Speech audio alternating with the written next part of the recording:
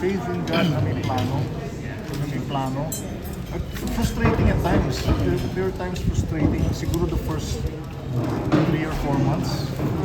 Kasi akala ko, sabi ko, confident ako na wala akong kasalanan.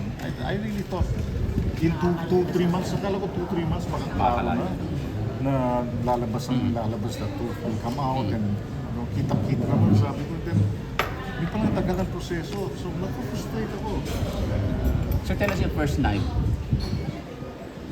First day night, mo. yung first night, Doon sa jail. ay walang tulog sa Camp Karingal. Wala akong tulog ng first night kasi nagigising ako na sana paggising ko, bangungot lang, di ba, na nandito ko sa bahay. Pero yung first night, yung detention center sa Karingal, wala silang bed. So, meron silang from other detainees ahead of me, so pinahiram lang ako ng foam. Sa Karingal muna. Karingal. Naka 2 months ako sa Karingal. Okay. Hindi, akala ko Aguinaldo. No, sa Camp Karingal. Karingal. Kaya nga maraming kaibigan gusto nilang dumalaw, napunta sa Krami nga, napunta sa saan. Hindi ako nakatulog nung first kasi yung maingay, and then every day may count, may get count. So gigising ka ng 5 o'clock kasi kailangan iligpit mo yung gamit, yung beddings before may 6 a.m. head count. So yan, nakapila kayo, mag-count kayo. Tapos sabi ko, totoo na dito. Eh, pag-aralan ko na lang, di ba? Baka magamit ko, di ba? Magamit ko sa later on eh. Yun na lang, ginawa ko na yun, parang nag-aaral na nga ako sa mga nangyayari. But all that time, parang hindi ko expected na I would even have to go to Tuguegarao. Kasi sa Sanchez Mira, isang town doon sa Cagayan, doon yung court eh. Bakit napunta doon? Hindi, doon nangyari yung nag-file ng complaint eh. Oh, okay. Yung mga complainants are mainly from Sanchez Mira and Pero di ba may mga kamag-anak ka doon sa area? yan ang naging benefit eh. Ang dami kong na-meet ng mga kamag-anak ko. Oo, di ba? Na dumadalaw na the last time nakita kami, silang pumunta sa Manila. Kasi dahil military yung father ko, nung growing up, puro NPA activity, hindi kami makauwi sa amin. So laking Manila kami.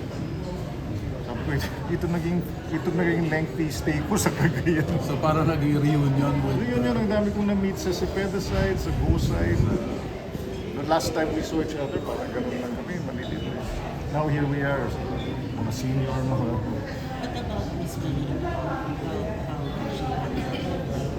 The Chico. Especially on the first day. Ay, disbelief talaga sa kanya na sabi ko, bakit nadamay ka? bakit ka sinama? Anyone who would read the details, curious na bakit kasama ka? Somebody made a mistake or somebody made something, so lalong nakaka-frustrate kasi parang kitang-kita naman eh. Kitang-kita naman eh, yet somehow parang legally or the system cannot just sabihin niya, ay mali ito, sige out ka. Kailangan may prosesong dadaan pa sa ilang hearings. Anyway, it's really because of...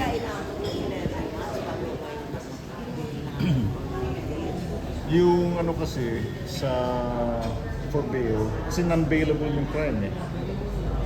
Anyone is, nalaman ko lang ito being there. So, pagkakanda yan sa role naging abogado. Yung non-bailable, you can still ask for bail. Parang titimbangin lang ng korte kung yung level of involvement or guilt.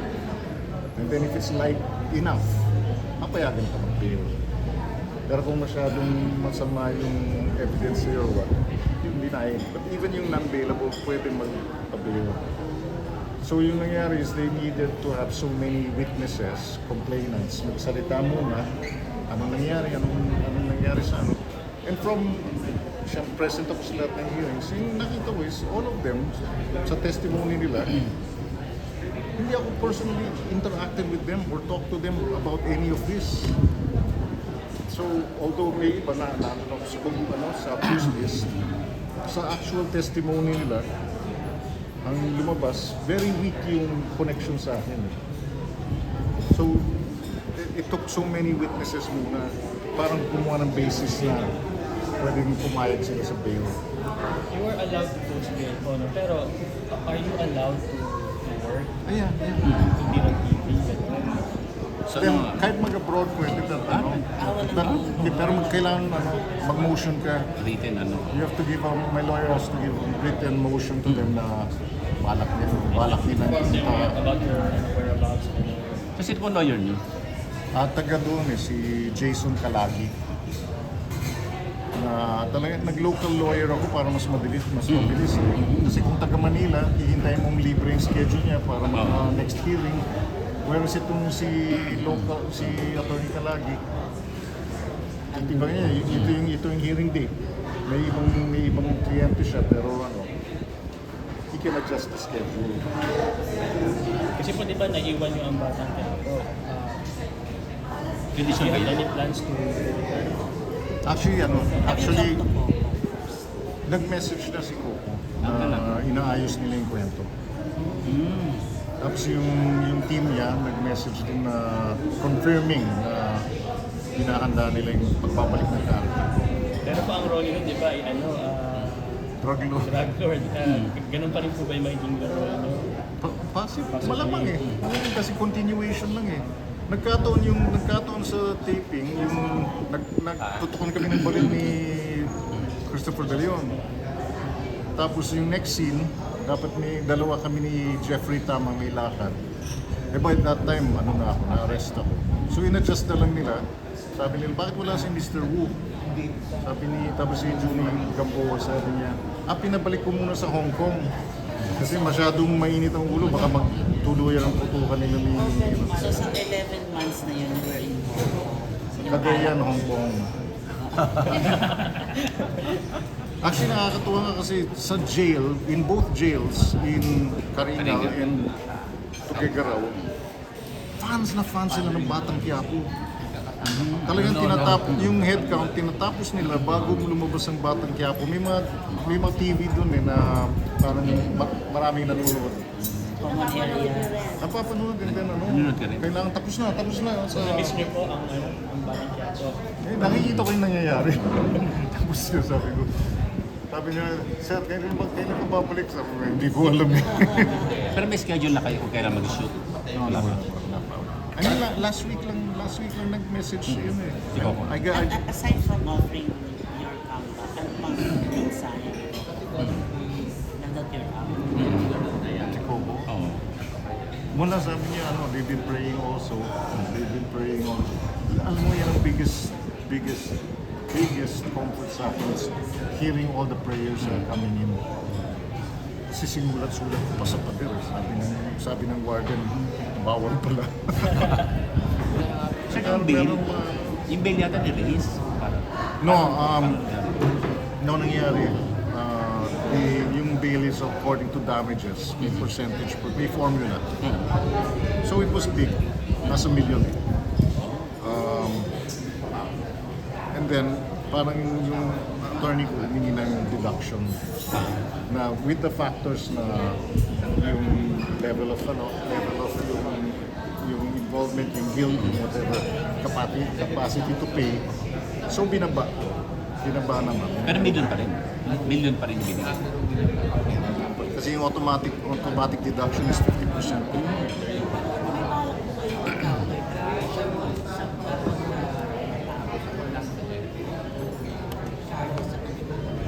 Minsan naiisip ko, but right now, not yet. Yung first is to tapusin muna. Pero obviously, aalis ka na dun. Umalis ka na. Mas endorsement. Sarado na yung company na yun Sarado na. 2019 pa lang out of touch yung may-ari at lahat So lahat kami, just before nagseryoso na yung COVID, hindi wala out of touch na. Yung mga numbers nila, pati yung mga social media nila wala na. So lahat kami, nawawala. Nawawala. Sir, sa experience na ito, ano yung major realization? Well, one of the major realizations I had is that yung system natin, very, very easy to put someone in jail. It's so easy. Ang dami kong nakasama doon na that's why yung sa akin hindi na minsan yung ma-depress ka kasi bakit nangyari sa akin to, and then you find out maraming ganun, marami kang kasama na ganun din na na-implicate lang or mali yung ano, meron din kasi may mga nagpa-file pa na eventually na-dismiss kasi mali. But yung tao still has to stay in jail, arrested. Yun ang isang na-realize ko, it's not enough na alam mo wala kang kasalanan. It's very easy by a mistake or even by intent, pwede kang makulong. And then it's very hard to get out. At we really felt na we have all the right, we have all the lalabas. Hindi ko akalain na abot akong past Christmas eh. Akala ko makakauwi ako by Christmas. Tapos lahat sila sa jail. Sana makauwi ka before Christmas. So ikaw naman, parang akala mo may code. Sinasabi nilang matatapos yan bago magpasko. Tapos biglang parang hindi. Siguro, New Year's. And then, yung nagulat ako was, alam ko Tugigaraw, sabi nila hottest place in the Philippines. Meron pala din ng cold season. So nung dumating ako sa Tugigaraw, cold season, yung mga damit ko, sleeveless. Tapos yung lamig pumapasok, parang bagyong-bagyo. Tapos nanginginig ako sa kama. So, kumusta yung first Christmas? Christmas. Christmas. Wala eh, hindi mo ramdam eh. Hindi mo ramdam kasi, for one, we're all in the same boat. Most of them, may konting programa, at that time, stranger pa ako eh. Hindi ko pa kilala silang lahat nun. Tapos may mga rules pa na bawal mag-interact sa ganito, bawal makipagkwento sa ganito. Kaya most of them, we don't talk to each other about their cases. Yung pinag-uusapan na lang nila is, kailan ka babalik sa Batang Quiapo? So it was just another Christmas. Yeah, slightly, may kantaan, and then may karaoke. Pinayagan ng warden na magpasok ng karaoke, so kanya-kanyang singing. Pero pwedeng binisita yung family. Yeah, meron naman may visiting hours pa Wednesday, Thursday, Friday. So bumibisita siya. Yeah. Nung first, nung sinabi ko, huwag ka nang humalo kasi mahal ako. May flight. Sabi ko, I can't work. Ang dami natin nagastos ng COVID. Sabi ko, we were just recovering financially, biglang na-arrest ako. So, now may lawyer, nag-sentence fee, appearance fee, ganyan. Sabi ko, ang laki ng inabas. Sabi, every expense we have now is Yung talent pay mo doon sa endorsement, so wala po wala akong talent. May honorarium ako per event. Kaya kung sana kung kasi hindi ako an endorser, product ambassador. I just talk about the products of the company. So, ano mensahe niyo sa mga supporter niyo? Mensahe niyo sa mga supporter niyo? Ay, lagi kong sinasabi, thank you everyone for believing. Thank you everyone for supporting and praying. Yan ang nagpapalakas sa akin, knowing that a lot of people are on my side. Alam nila yung totoo. And that they're praying. Yan yung malaking bagay. Sabi ko, it's not enough na... Kasi ako, everyday, prayer. Tapos ginawa ko, nagda-drawing ako. So would you say na parang napalaki kayo sa experience? I've always been since regal days. I always count my blessings. But tama, I spend more time. Dahil pagkatapos ng lights out, you're only alone in your thoughts, prayers.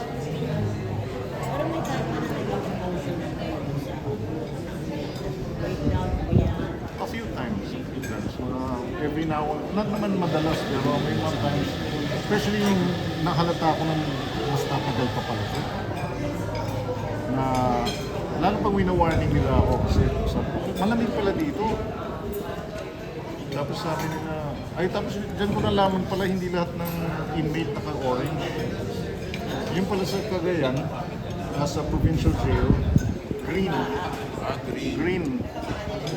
Kaya pag binaon ko pa yung orange ko nang galing sa Sa karingan. kasi sariling gastos yun eh. You pay for your You pay for your own. Meron may iba dun, kumikita, binagbebenta. May ibang inmate na nagbebenta ng uniform.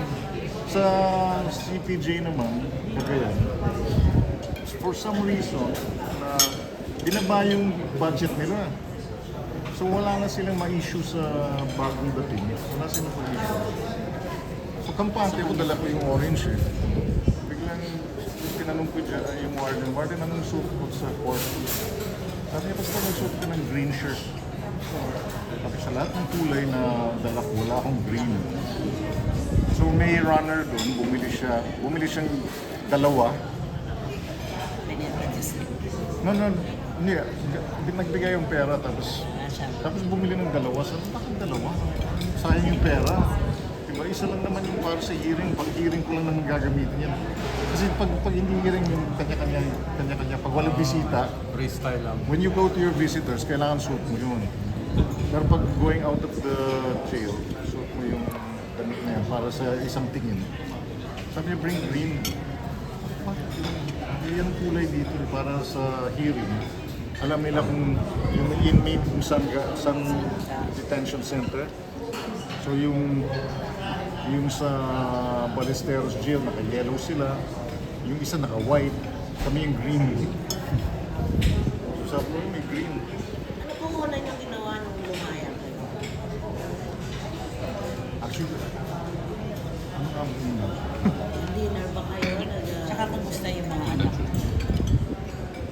Ay, yung mga anak ko, minessage ko kagad. Sabi ko, na-sign na yung release. Pero down the wire. Kasi may yung court kasi is more than 100 kilometers away from the jail. So hinahabol namin. So every time I go to court, 3 hours yun, biyahe. Wow. Tapos minsan, reset. Sa babalik So na naka-ready ka pa ng ganyan. Tapos sabihin nila, okay, reset tayo dahil may nangyari, may ganyan. Sana naman, tinext na lang na naka-U-turn kami, di ba? Kasi yung service vehicle ng jail, it's really, you need talaga ng more kasi wala ng aircon. Tapos yung FB van na gano'n, so nakasapit ka ng ganyan. Pero yung mga next hearing, kailangan nyo pa rin attend. Yeah, dapat maganda. It's for your own protection. No? Mas there are time na napaiyak ka. Yeah. Sa Karingal and then maybe 2 or 3 times din sa Cagayan. When you start thinking naaawa ka sa sarili mo, but then you fight it by counting your blessings. Kasi katulad yan, although 11 months ago, there are others there who've been there for years. Similar situation pero hindi binigyan ng bail. And yet, mahirap kasi may kanya-kanyang kwento eh. Some of the others, talagang sabi nila, buti ka pa na minsan naka-2 hearings ako in 1 month eh. Sabi niya ako, 2 hearings ako last year. 2 hearings, 2 beses siya nagka-hearing.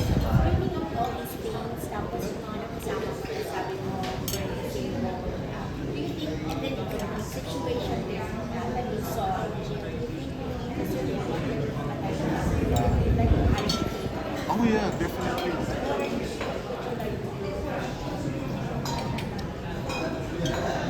Wala yung intent na andun ko lang eh. But first of all is to really let it be known that there are a lot of flaws. That we have a lot of people suffering unnecessary. There's a lot of flaws that's causing delays. Sabi ko sa kanila, pinamis ko sa kanila, sabi ko, hindi ko kayo makakalimutan. I'll tell people what's happening. So, yan ang purpose ko na dito ako, is to be witness. Hindi lang may nagkwento, kundi ako mismo nakita ko. Kaya minsan when I start feeling sorry na bakit ako, then I think may mission eh. There's another reason kung bakit ako nandito. Sa feeling mo yung mission. Yeah, put a spotlight on this situation that minsan nadadaan sa kwento, it comes out, but sabi ko, if I have a voice loud enough, talaga let it be known. There's so many things that need to be fixed. I mean, it's not about the people. The system is really in need of fixing. Kasi katulad yan, a lot of people when they look at the complaints, nakakataka sila ba? Bakit ano? You know, in our mind, as lay people, akala natin mabilis. It should be fast, pero the system is really slow.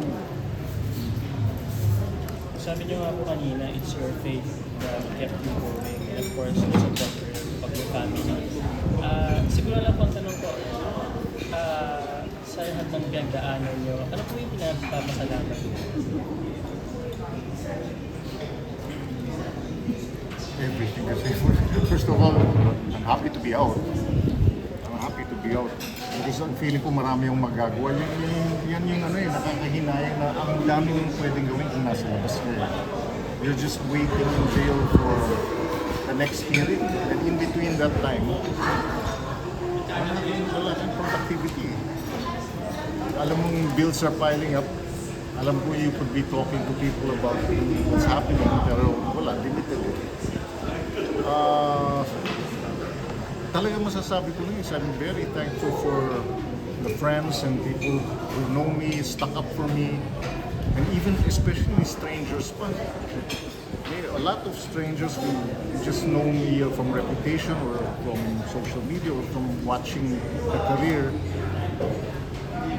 Yesterday lang galing kami ni Marina sa ang dami nag-stop sa akin. Congratulations, we were praying for you na I never met them. So sabi ko, that's my strength and that's my gratitude. Pero yung galit, may galit po ba kayo? May sama ng loob? Ano yung nagpapita? Well, yung sabi ko, ano na eh, ano to? Na-overcome na. Nung start, galit na galit ako. Kasi sabi ko, ano ba mga utak na yan? Sabi ko, bakit naisip nyo na kasama ako? Pero sabi ko sa but yung sinasabi nga nila, you can forgive, but not necessarily forget. Kasi matindi sabi ko, it's not just me. Yung family ko naging victim din. Yung asawa ko naging victim din. They don't realize na parang simple thing na nag-fire sila ng ganyan, they don't know how badly it affects the family. Is there a point na nabully or nagparinig sa loob? Sa akin? No, not at all. Yun nga, nakatulong yung fan sila ng Batang Quiapo eh. Yung iba nga naniniwala na siga ako eh. Na yung character ko. So, si Mr. Uyan. Sir, you said na mention you're happy to be out. Ano po yung mga next natin? Besides, yeah, going to back to work. Next. Si Coco already contacted me. May mga movies that I wanted to get in touch. Pero first I want to spend some time with the family. Band again. How are you guys really doing? Yesterday ko lang nakita yung mga anak ko eh. After face to face after all of this eh. Tapos Kumusta sila? they were really well. Itong hero ko talaga si Marina. Si talk to them eh. Sabi niya, kaya ng dad niyo ito. Do not worry too much. The right is on our side. So, Just live your life, be productive. Don't let it bog you down because ganun din ang iniisip ko eh. Sabi ko, I can be crying and worrying and be mad for the next year. Or I can look at it positive and do things that are positive. Either way, I'll still be here. Pero if I do it positive, I get something good out of it. Nabasa mo ba yung mga messages nila sa Facebook, Some. Messenger na parang they really, even your step daughter, they really openly, parang they draw strength from you eh. They did. Parang back and forth na yun. Back and forth. Kasi may may call center doon where may time you can contact your family. So malaking bagay that malaking yung mga anak ko. It would have been so much worse kung nangyari 2 years ago na maliliit sila. Pero they're all big na, may sariling pananaw. So I told them it's not gonna help. It's not gonna help if I see that you're suffering. So don't suffer. Sabi, it's needless for you to suffer. Because ako kaya ko to eh. If I know you guys are fine, I can do it. Si Marina really talk to them na if your dad knows you're fine, you'll be fine. So besides faith, sir, ano yung, what made you strength dun sa You just have to do positive things eh. tapos parang maintain pa rin yung workout. Yeah, yan ang naging decision ko. I've been trying to lose weight outside. So I'm gonna get out of this healthier than when I got in. So you are. Yeah, I lost 30 pounds inside. Wow! Oh, yung everyday workout ako, Pilates. Walang equipment eh. So, actually, dati hindi ako naniliw sa Pilates eh. Kailangan gym. Pero yung Pilates was very effective for me na parang 10-15 minutes a day lang. Nawala yung back pain ko, yung knee pain, nawala. So for me, I saw it as maraming positive nangyayari. So yun ang kinocus ko yun. Positive, let's study our nutrition better. Dapat hindi ka kawawa paglabas mo. Kasi sabi ko, victim ako ng misunderstanding. But I don't have to victimize myself. Kasi you can't control what's happening, but you can control what's happening to you. But yung attitude mo na lang. Ay, sisingit lang ako ha. Actually, si Ricardo is still with LBD. LBD pa rin kinakausap sa kanya. Nakakatuwa nga kahit nawala na si Leo. Actually, constant naman yung communication niya kasi may call center, di ba? So, nalungkot nga si Ricardo dahil wala na si ano. But he's staying with LBD.